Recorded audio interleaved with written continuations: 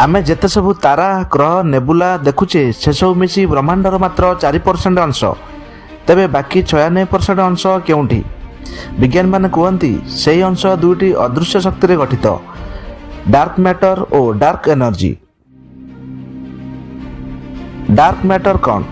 यह देखी हब नहीं, किंतु यह गैलेक्सी मान को एका साथरे बांधि रखिछि।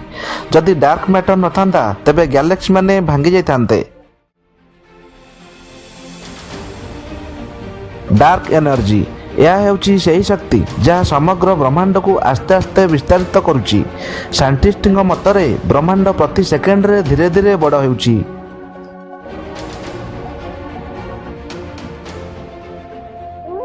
तेबे यार कन्क्लूजन एया जे यही अदृश्य शक्ति जदि न थांता तेबे आमे मध्य अस्तित्व रे न थांते। सत कहले आमे ए विशाल अजଣା यात्रार गोटे गोटे छोट दांडिका मात्र। तेबे प्रश्न हेउछि डार्क मैटर एवं डार्क एनर्जी किए सृष्टि करछि? यह ए पर्यंत विज्ञानी माननकु आश्चर्य करछि। फैक्ट भल लागुतिले चैनल को निहाती भाबे सब्सक्राइब करंतु एवं आम सह जोड़ी होंतु।